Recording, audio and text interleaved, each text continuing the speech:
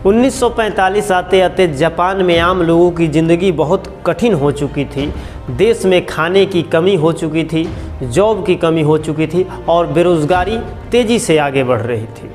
6 अगस्त 1945 अमेरिकी विमान B-29 बमवर्षक के द्वारा लिटिल बॉय नाम का एटम बम जापान के हिरोशिमा शहर पर गिराया गया। मानव इतिहास में ये अब तक का किया गया किसी देश के द्वारा सबसे बड़ा हमला था। विस्फोट इतना तेज़ था कि इसका प्रभाव हिरोशिमा से 15 किलोमीटर दूर तक की इमारतों पर पड़ा। हिरोशिमा की लगभग 70% बिल्डिंगें खंडहर बन गई और वो भी केवल 1 सेकंड से भी कम समय में। नमस्कार दोस्तों, स्वागत है आप सबका एक नए वीडियो में। इस वीडियो में हम बात करेंगे कि अमेरिका ने आखिर क्यों जापान के ऊपर परमाणु बम गिराया था। 7 दिसंबर 1939 जापान ने अचानक अमेरिका के पर्ल हार्बर नौसैनिक अड्डे पर हमला कर दिया। इस हमले में अमेरिका के लगभग 2500 सैनिक शहीद हुए और अमेरिकी नौसेना को बहुत ज़्यादा क्षति पहुंची। इसके तुरंत बाद अमेरिकी राष्ट्रपति डी फ्रैंकलिन रूजवेल्ट ने जापान के खिलाफ युद्ध की घोषणा कर दी।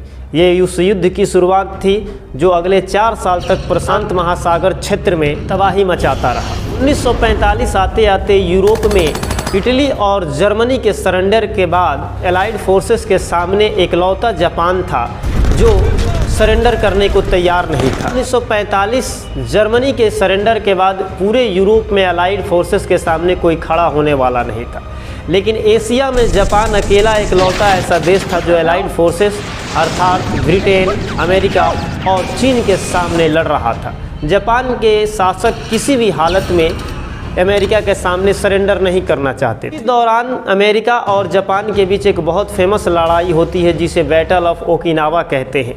अमेरिकी सैनिकों ने ओकिनावा द्वीप पर कब्जे करने के लिए चढ़ाई कर दी, लेकिन यहाँ दोनों देशों को बहुत भारी नुकसान उठाना पड़ा।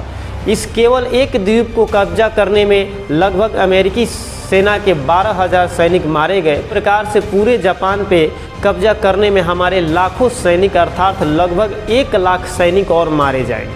तब अमेरिका के नेताओं और वहाँ के टॉप आर्मी कमांडरों ने इस युद्ध को जल्द से जल्द ख़त्म करने के प्लान पे जोर दिया। युद्ध में अमेरिका और जापान दोनों को भारी नुकसान हो रहा था, लेकिन जापान सरेंडर करने को तैयार नहीं था।